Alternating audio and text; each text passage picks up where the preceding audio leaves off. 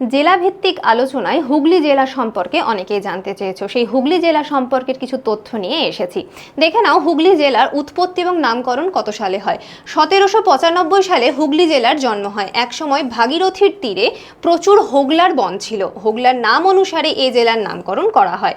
প্রধান নদ নদী কি? হুগলি, দ্বারকেশ্বর, দামোদর, সরস্বতী, কুণ্ডী প্রভৃতি। পৌরসভা কটি আছে? 11টি পৌরসভা এবং পৌর নিগম আছে একটি। কোথায় আছে? চন্দননগরে। দর্শনীয় স্থান কি? শ্রীরামপুরের রাধাবল্লভ মন্দির, হুগলির ইমামবাড়া এবং তারকেশ্বরের শিব মন্দির।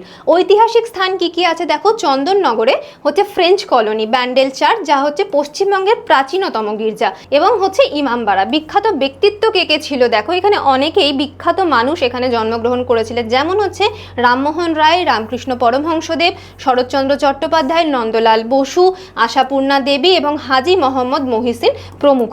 আশা করছি যারা তোমরা হুগলি জেলা সম্পর্কে জানতে চেয়েছিলে এই ইনফরমেশনগুলো তোমাদের ভালো লেগেছে। ভিডিওটি ভালো লেগে থাকলে শেয়ার করবে এবং পেজটিকে ফলো করে রাখবে। আর হুগলিতে কি কি দর্শনীয় স্থান আছে সেটা অবশ্যই কমেন্ট বক্সে কমেন্ট করে জানাও।